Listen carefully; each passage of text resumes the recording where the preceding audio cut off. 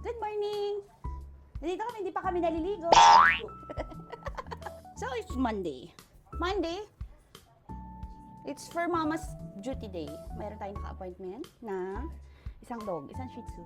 So, isa lang naman. So, pag natapos to, pwede na ako umuwi. Pero kung nadagdagan hanggang hapon, tatanggap pa rin ako. Sa mga customer ko dyan, yung mga nakakakilala sa aking journey, yung gusto nyo pag-groom yung aso nyo sa akin, better yet, book them on Mondays. Kasi yung mga staff ko, day of Monday, ako ang tatrabaho ng Monday. Diba? Workaholic. Ayos ba? Ang aking outfit. So, i-check natin yung ano natin. We are going to check. Hindi ko alam kung anong gupit yung gagawin ko sa ano. Hindi ko pa alam kung ano yung gustong gupit ng customer. Pero alam niyo kung anong bago sa amin. Ito na. Siyempre pag when elegance meets pamper, may bagong dadating. I would like to promote Elegance meets Pamper new service, Pamper Coat Care. What is Pamper Coat Care? That's it. AKA demating. Medyo sinasyal lang natin yung style. Yung ibang mga grooming naman demating. Literal na demating. Kami iba.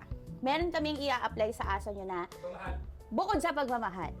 Mag-a-apply kami kapag nag-avail ka ng Pamper Coat Care, mag-a-avail ka not only the demating procedure, but also yung skill ng groomer, yung moisturizer, yung conditioner. Sa minimum amount na i-add mo, hindi lang siya i-demat, no? Paprovidean din na napakagandang application yung coat ng aso mo. Kaya, Coat Care.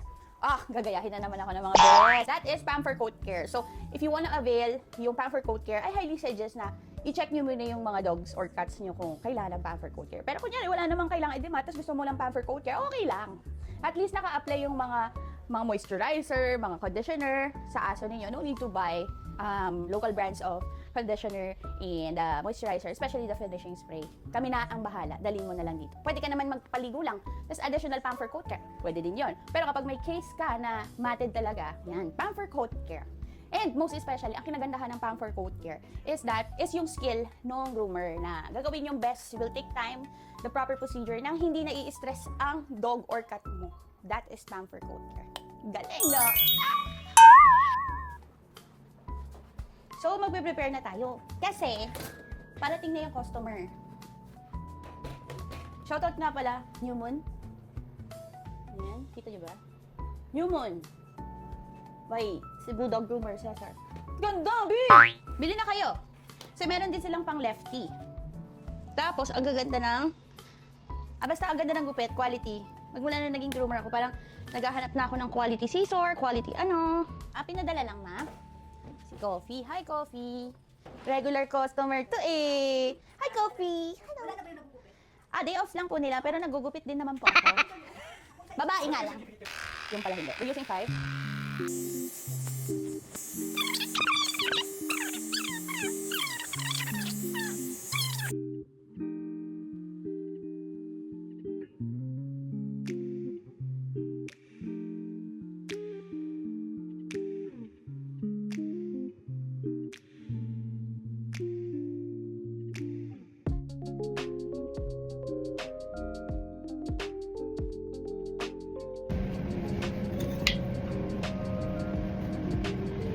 Wala na akong tubig. Ano tayo? Di ba trending yun sa ano? Sa...